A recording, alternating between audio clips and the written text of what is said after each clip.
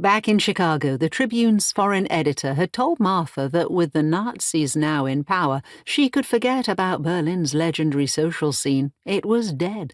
As a result, when they packed for the move, Martha and her mother brought only a few of their gowns and dresses. They also didn't bring any furniture or household items with them, which diplomats normally did, so the small amount of baggage the Dodds brought aboard the SS Washington made them seem more like tourists than the family of a U.S. ambassador traveling to a new duty station.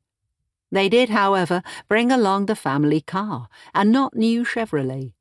Martha's father, William E. Dodd, simple, resolutely unadorned man that he was, cringed at the thought of being seen riding inside any of the grand limousines which the embassy kept for the ambassador's use. His idea was that whenever there might be an official function to attend, he'd use the Chevy with his son Bill Jr. acting as chauffeur. One of the points Dodd had stipulated to President Roosevelt when he'd offered him the ambassadorship was that he be allowed to live within his salary. FDR agreed right off, like it went without saying.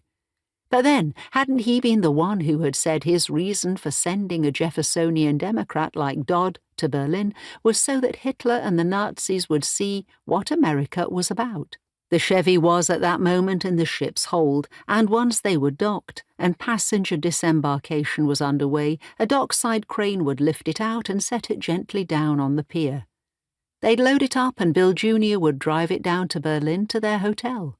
Then Dodd and some embassy bigwig named Gordon would go off together on some special train called the Flying Hamburger for a briefing on the political situation, which needed to be discussed right away and in private.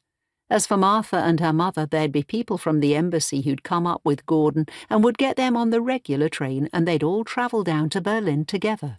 Her father's appointment had caught everyone in Chicago by surprise, since no one in the Cook County political machine had ever heard of him. All anyone knew was William E. Dodd, a Chicago Democrat, university professor, eminent historian, and apparently one of President Roosevelt's personal friends, had been appointed ambassador to Berlin and FDR's personal envoy to Adolf Hitler. Since no one knew who the Dodds were, it didn't take much for the Chicago papers to grab the few available facts and concoct an engaging and acceptable narrative.